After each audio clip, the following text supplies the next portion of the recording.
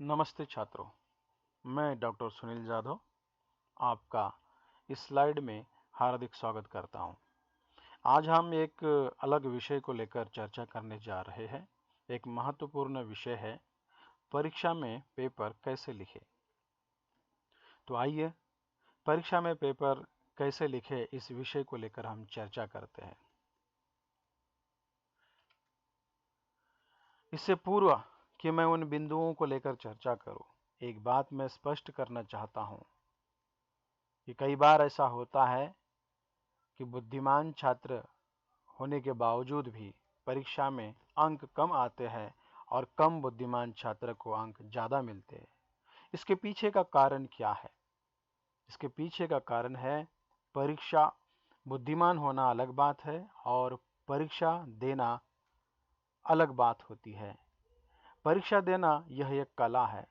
जिसे ये कला अवगत होती है वह ज़्यादा से ज़्यादा अंक प्राप्त करता है।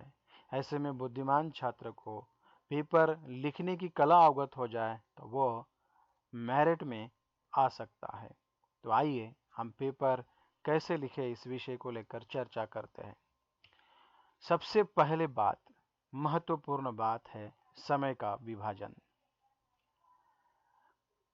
दूसरा है पेज विभाजन।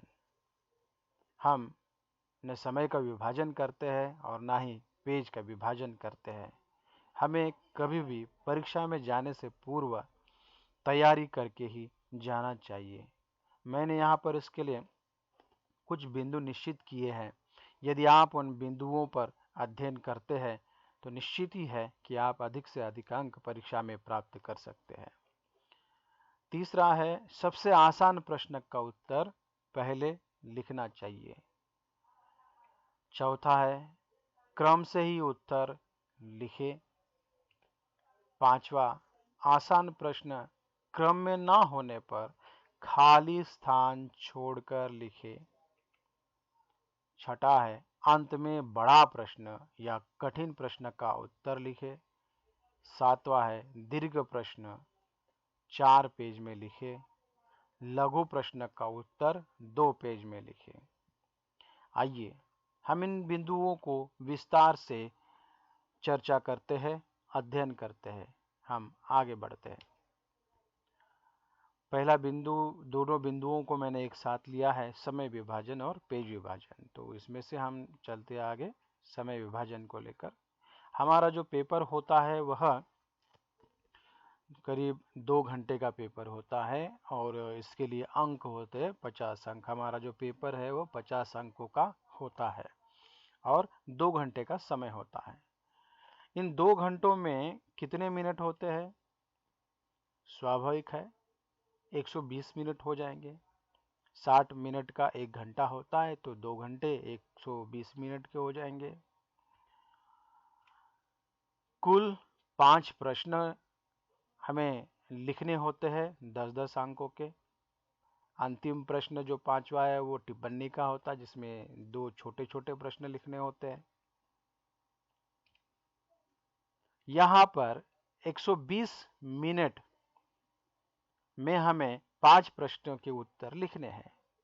तो हमें क्या करना होगा? 120 मिनट भागीला 5 करना होगा।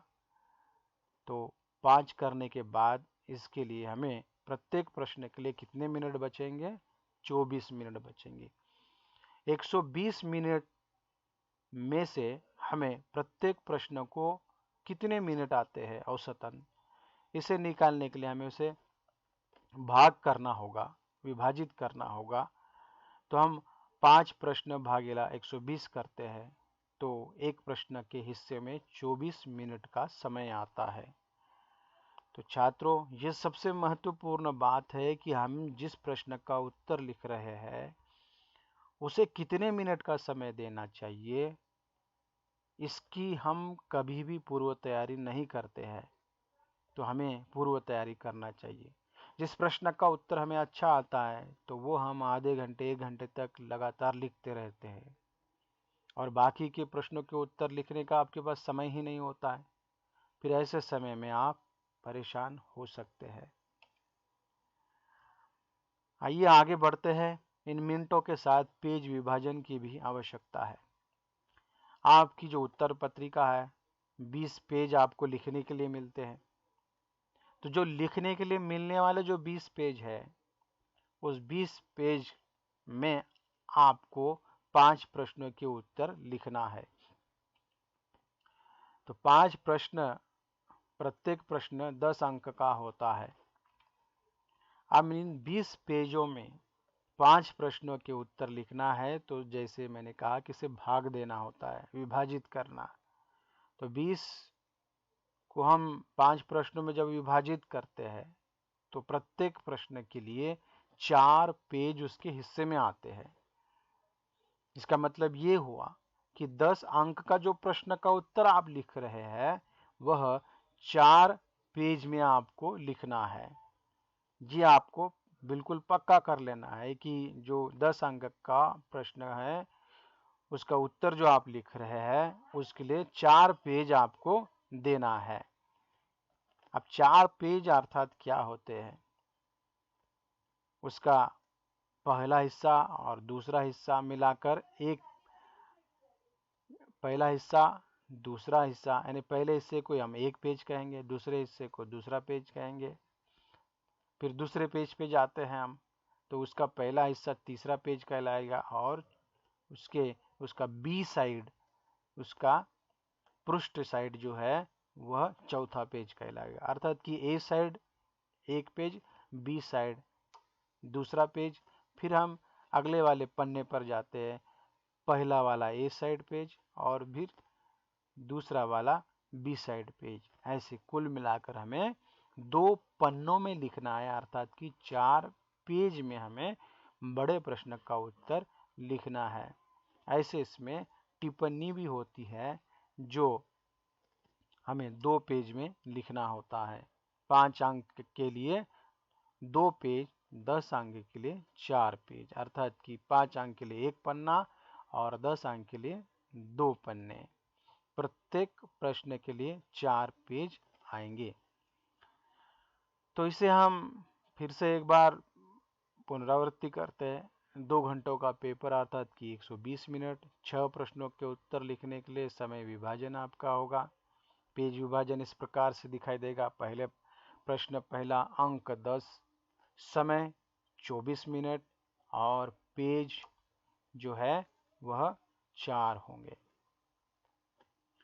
दूसरा प्रश्न, अंक 10, समय 24 मिनट का ही होगा और पेज जो है इसके लिए 4 ही रहेंगे। तीसरा प्रश्न भी दीर्घ प्रश्न है, यह 10 अंकों का यहाँ पर होगा, इसके लिए भी 24 मिनट का समय और 4 पेज इसको दिए जाएंगे। चौथा प्रश्न भी इसी प्रकार से होगा, अंक 10, समय 24 मिनट और पेज 4। अगला वाला टिप्पणी का है। इस टिप्पणी में 2 प्रश्न होते हैं। प्रश्न 5वां, अंक 5 के लिए समय आपको मिलेगा इसके लिए 12 मिनट और पेज आपको लिखना है 2। तो इस प्रकार से ये इसमें टिप्पणी है। जैसे छठा कहा मैंने, इसमें पहला और दूसरा वाला, तो अंक 5 होगा, इसके लिए समय 12 मिनट का होगा और पेज हो गए 2 मिनट। अर्थात कि 5वां प्रश्न कितने का हो गया, 10 अंक का है और कुल समय इसके लिए 24 मिनट हो गए और इसको पेज कितने होंगे, 4 मिनट। तो इस तरह से आपको पेज विभाजन करने आना चाहिए, समय विभाजन करने आना चाहिए। यदि आप समय विभाजन और पेज विभाजन करने में आप सीख लेते हैं, ये कला सीख लेते हैं, तो आप सारे प्रश्नों के उत्तर लिखते हैं तो आपको ज़्यादा से ज़्यादा अंक मिलते हैं। बहुत बार छात्र क्या करते हैं, 2-3 प्रश्नों के उत्तर लिखते, बहुत अच्छा लिखते हैं, लेकिन 1 या 2 प्रश्न छोड़ देते हैं। तब ऐसे इसमें वहाँ मार्क्स या अंक डालने की कोई गुंजाइश ही नहीं बचती, इसीलिए उन्हें मार्क्स कम मिलते हैं। अगले वाले स्लाइड पर हम जाते हैं। पेपर कैसे लिखे के भीतर क्या करना है। सबसे आसान प्रश्न का उत्तर पहले लिखना है। बहुत बार यह देखा जाता है कि कठिन प्रश्न पहला ही आ जाता है और वो हमें समझ में नहीं आता। ऐसे समय में छात्र घबराने लगता है, उसे पसीना छूटने लगता है, उसका दिमाग काम नहीं करता है, वो सोचता है कि मुझे कुछ याद ही नहीं आ रहा है, तब मैं लिखूंगा क्या, तो और भी वो डरने लगता है। ऐसे समय में हमें क्या करना है, जो आसान प्रश्न है उसे सबसे पहले लिखना चाहिए और जो कठिन है उसे छोड़ देना चाहिए, ताकि हम उसे आखिरी में लिख सके। अब जब ये लिख रहे हैं, आसान, पहले मैंने कहा कि आसान प्रश्न का उत्तर आपको पहले लिखना है, आपने लिखना शुरू कर दिया दूसरा पहले पेज से, और दूसरा ही बिंदु में कह रहे, आप कहोगे कि सर आप तो क्रम से उत्तर लिखने के लिए कह रहे हैं और पहले इसमें कह रहे हैं कि आप आसान प्रश्न लिखना है आपको, तो ये एक भ्रम की स्थिति उत्पन्न हो सकती है। यहाँ मैं स्पष्ट करना चाहूंगा कि आप आसान प्रश्न का उत्तर दूसरा है तो वो लिखिए, लेकिन प्रश्न के उत्तर क्रम से ही होने चाहिए।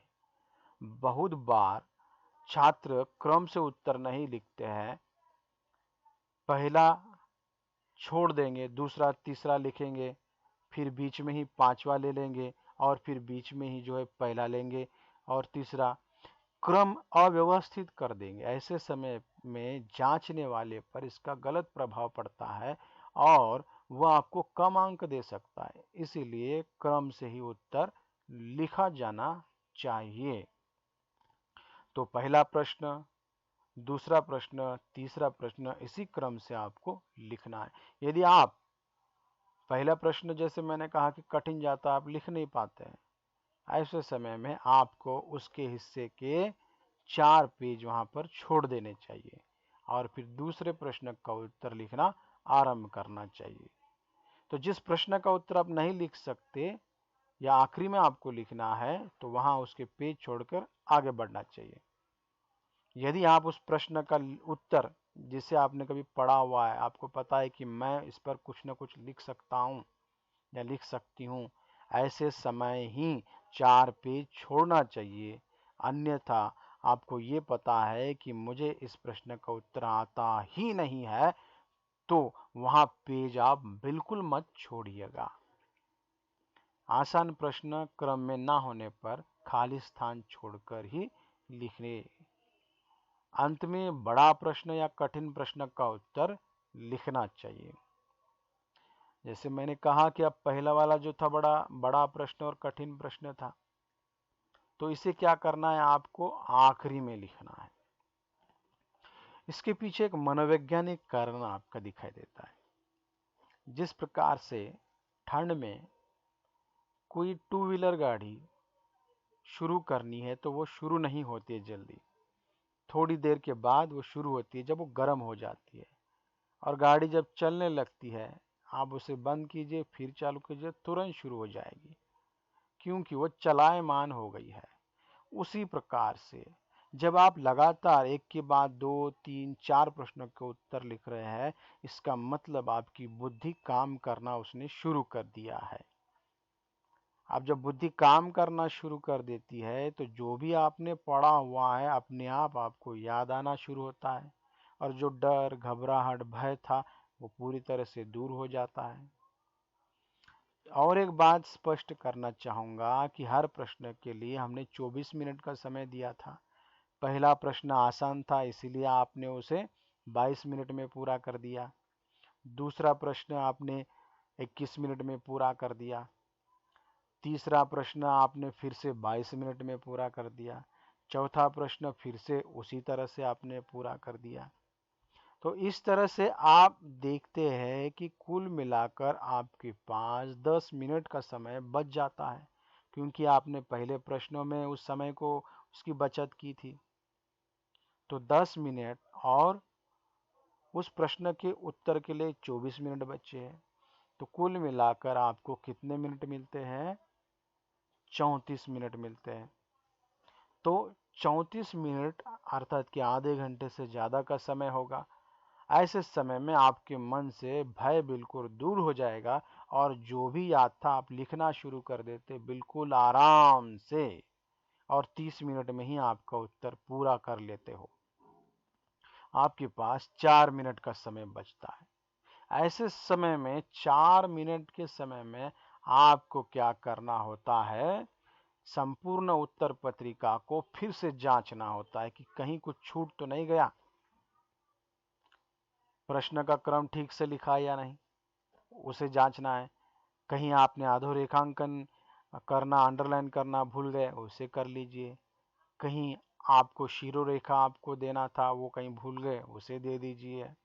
कहीं आपको प्रश्नार्थक चिन्ह, कहीं खड़ी पाई देना भूल गए, कहीं कॉमा देना भूल गए, तो अंतिम जो 4 मिनट है व्याकरण की दृष्टि से उत्तर पत्रिका को सजाने संवारने में ही देना चाहिए। आगे बढ़ते हैं। दीर्घ प्रश्न का 4 पेज में उत्तर लिखे और लघु प्रश्न का उत्तर 2 पेज में आपको लिखना चाहिए।